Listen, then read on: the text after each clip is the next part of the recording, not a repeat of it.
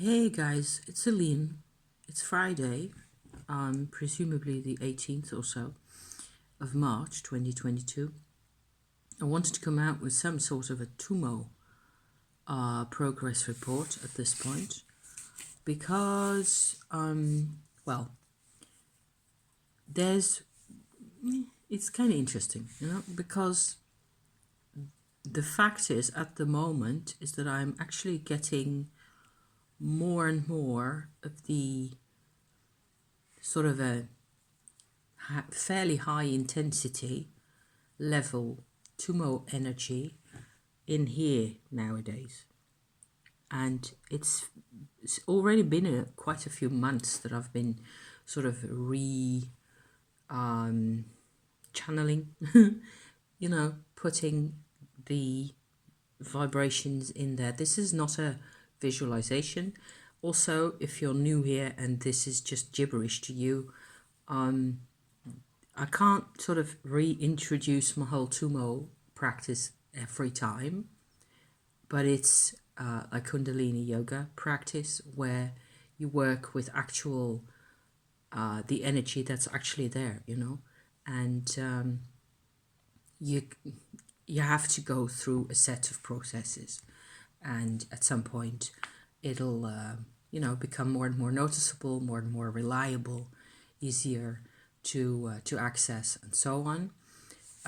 What it certainly does, what has sort of drawn me onto this path, is that it has also actually in real life managed to how do you say this, release me from a lot of my inhibitions and frustrations in a lot of ways. It has opened up at the moment, which is sort of fast forward to where I was getting at with my whole Tummo level in the brain at the moment kind of a deal, is that the funny thing is that you're introducing energy into a brain that you are at the same time using to think with.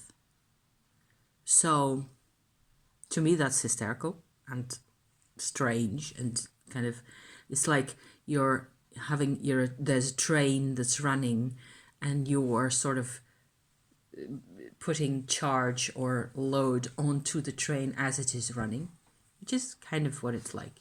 It's kind of silly to look for parallels or ideas in this way. The thing is, that's not what's happening really, because you are either in your Tummo practice or where there's a certain level of focus, certainly also mind focus, but you're making your self, whatever that means at that moment, available to the Tummo energy. Okay? And that has a certain effect to the extent that you let it, actually. It has all sorts of effects on you, to the extent that I am noticing, and that's what the reason that I decided to come out with this now at this point, that there is in the brain part, sort of frontal cortex kind of a deal, where I am with my Tummo, I can see that my self-definition is changing. So there's an idea that is actually the result of a vibration chemistry kind of a complex, if you like, in here. So there's chemistry going on, hormones and neurotransmitters and what brain chemistry, whatever you want, There's a vibrational level that is changing because of Tummo, because you're actually introducing newer, stronger, more efficient kinds of energy into your system. Okay? And then as a result of that, your thoughts themselves actually change. That's it. It's pretty weird. It doesn't, to me at this point, it still doesn't get trippy. It's not like I'm seeing ghosts all over the place, which would be trippy for me because that's not my usual MO. I am not necessarily seeing energy vortexes or lines of vibration or patterns that I might imagine, certainly, to be there, that I have imagined often enough. Or even if I go and look for energy patterns in earth energy, I'm sure I could see a lot more than I do, because most of us, I think, can, if that's our thing anyway. So it's a matter of training and so on and so forth. But that's not what I'm trying to get to at this point. What I'm getting to is that my meditation, okay, my Tummo work influences how I identify also in my mind. So one rather huge thing that has come out of my sort of a personal self-care kind of work that I've done recently as well, is that I've gotten to sort of reconnect with who I used to be as a small child. Yes, so inner child work all the way. You need that kind of thing in combination with Tummo. Self-care, inner child, emotional, openness to yourself. If you're going to block that kind of thing, I think it might be pretty tricky to practice Tummo. Okay, you have to be super straightforward with yourself, super honest and open-minded, and you have to learn also to not be afraid of this. That's just part of the deal. If you're afraid of it, it's going to hurt you, or it's just going to stop. Probably you're just going to be disgusted and turn away, and it will all subside and fade out of your life, and you'll go do something else, which is what I think happens. Okay. So maybe it's not like it's going to be super dangerous at any given time. It'll just you will just withdraw from it. So there's that, in terms of how you interact with this. Apparently, this is my practice to the hilt. I just wanted this, and I still want it, and I love it. And I noticed that, like I said, my image of myself is changing, in the sense that I have moments where I actually understand things a lot better. Things sort of tie up. My self-care book that I showed you earlier this week with all the different colors paper, remember? That's actually helping a huge deal. I spend nearly every day, I spend a couple of minutes, writing things down, or pasting little images in, or photographs. One thing I've noticed, okay, in terms of changing identity, the most striking to me, it's like, hallelujah, this is extraordinary for me to feel and to notice, is that, let me grab the book because it's right here. I can actually show you. Over the past, I think this has taken the past half year or so at least. I can show you this image here, I think. I feel like I'm actually related to the people I'm related to. Before, even 2021, I think, it has been very slow in coming. And it's still problematic to the extent that a lot of those people were heavily, my relatives, my family, everybody in one form or another was heavily traumatized. My ancestors in particular, the line I descend from, the set of lines that I'm a descendant of, those people were, for most of my life, both my parents were impossible to connect with. Especially also recently, my dad, for example, that I tried to have a conversation with a while ago. It's a couple of years back now. Whereas as a small child, I was really harmless to those people, and I was accepted much more back in the day. But that is 50 years ago, right? Because I'm ancient. So there's that. The factor of time has for me, it has left me with an impression through the whole of all those years, okay, of being broken off, a broken stick off of a tree that I had no clue how to connect back with, I sort of realized somehow that in order to be a human being, I needed to reconnect. But it meant reconnecting with a whole lot of pain, a whole lot of misery, concentration camps on both sides, violence, narcissism, coldness, unprocessed emotions, it's been a haul. It's been quite a haul to get to the point I'm at. By now, and for the past couple of months or so, it's been growing on me. For the first time, I feel like these are actually my people now. So I'm going to show you this image here. This is a set of 3 photographs, and sorry for the horrible quality here. I'm just going to try and get in a bit closer. This is my grandpa as a little kiddo. So that's more than a century ago. That is me and my mum in 1974. So there you go.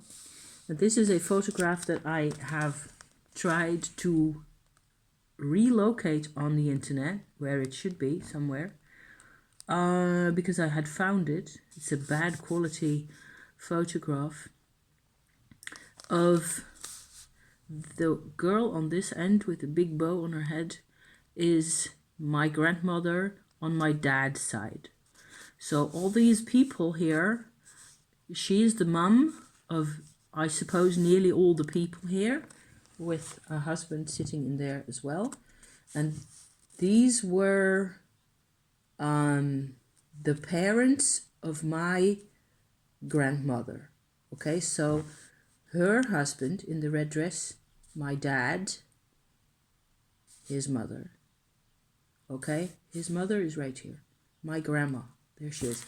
And I've got another image of my grandma. Here's my mum in the south of France. Oh dear, oh dear. And I've got my dad in here as well, but I'm not going to show him to you because he's still alive, so I don't think he'll thank me for that. There's a little photograph of me as a kiddo of 4 years old with my grandma. And this photograph actually got to me quite a while ago already. It was like I don't remember this moment, but I remember how that she was kind to me. She cared for me, okay? So those kinds of so flimsy memories, it's like half a husk of a memory. There's hardly anything to work with, because the last time I saw my grandma, I must have been 6 or so, so that's quite a long time ago. Those little bits of memories are actually starting to get connected, and I think it's because of my Tummo, that this is an effect, okay? So the most ancient memories that your body has apparently stored somewhere in here, I guess, they make sense to us. These memories, my people, make sense to my body, to me as a person, me as an identity. And because I've not seen any of those people afterwards for decades, I didn't get to know them any better than I do now. I never moved beyond, in my relationship with my grandparents, with whoever, I never moved beyond the age of 6, really. The only people I had were my mum and her father, who is the little boy in the first photograph that I showed you, as a small kid, And there's a history there in that family of actually my mum's family, okay, of bad, abuse and authority abuse kinds of attitudes towards children. And today I have realized that I've grown up with sort of assumptions about how you should treat children that I just accepted from my mother, which sounds really silly. My mother died in 1995, okay? So I'm still messing around with this because it hasn't been, it's one day I'll be completely able to let it all go because the bits are starting to really connect. I feel like, yeah, like it's coming together, and I have had to take the little husks of memory that I had seriously. And I've done that for a couple of years. I have made drawings and I've printed out my little photographs of my own drawings, and I've used them again, and I've made even card decks and stuff with that, to work with oracle cards and what have you. And just in order to teach myself to interpret what it was that I felt at a particular point, to sort of have a constellation of ideas and images that kind of ties in with each other. But that was what I already knew about myself. Those are things that I knew, that I actually knew 20, 30 years ago, that I was aware of. And most of that was just the outside. And as time went by, I've gone into those emotions much more, come to reconnect. And that process is kind of it's like a huge ball of fire, literally, that you put in there with the alchemy of Tummo. And it just starts to coalesce. And that's what I'm trying to bring to you here today with my photographs of I can feel that I actually had grandparents, more than one. It wasn't just this thin line on the side of a few people with a very strict authoritarian life attitude that I just copied and believed was right. It wasn't, that was just what I was dealt, And most of it was fairly quiet. And I'm not complaining if I look at people who, grew up with a lot of violence and that kind of thing. Rape and drugs and alcohol and things like that. All of that was absent for me. But I grew up with an invalid mother who was really unavailable, emotionally completely unavailable in a lot of ways. You could talk to her, and she made sense. She was an intelligent woman, but I think she spent all her days trying to not be aware of how much she had been hurt, even though she didn't ever really talk about anything else. She was always talking about how much she'd been hurt, especially by her own father. And it's bad, yeah. It's been, they're both gone. They're both long gone, but I can see the patterns in some other relatives of mine and people that I don't really talk to either, because we've grown apart and we're in different parts of the country, and nobody really, everybody's got their lives. What are you going to do? Everybody's my age, so you're busy, and lots of people are really very busy. But the patterns are still there. And so I don't know why it just helps me to put these things into words. And I think it's, to some extent, really relevant to the whole Tummo thing. I've made a whole set of series of videos about the whole Tummo thing from the beginning. And I will continue to do that, on and off, to keep track of things. And it's different from when I was working on my throat and heart area. That was a lot of work as well. And it's like the things that happen in there with Tummo are much more about becoming emotionally strong enough and sort of vitalized enough, energized enough. So there were parts of me that were completely numb in here back in the days. And over the course of a couple of years, and certainly over the course of the past year and maybe a bit more, 14 months or so, with Tummo, this has all become alive, and sometimes it has hurt quite badly, but you didn't notice that much any change in ideas. It's only now. The actual ideas actually live in here. So that's kind of funny, I think.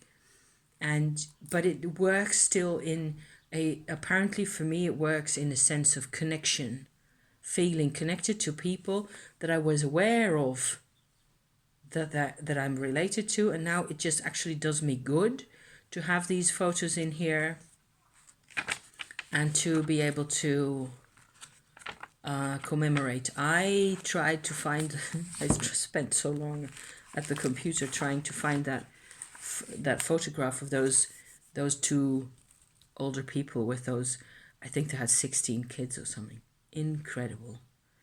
And I want to know everything about them, and that's new. That's new for me, that I really want to know what kind of a life they had. And until somebody else who knows more posts it actually on the internet, I don't really have much of a chance. So it's kind of often a dead end, getting into the information circus on the internet, where you, with the genealogies and the family trees and it gets nuts.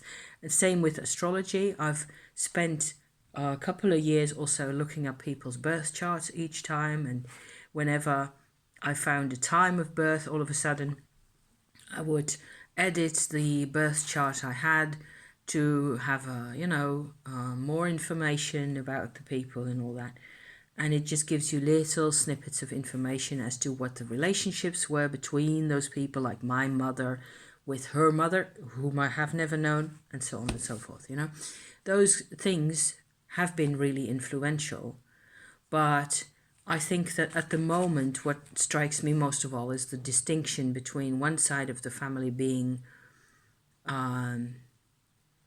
more into connection, into actually being connected. And those were the people that were taken out of my life.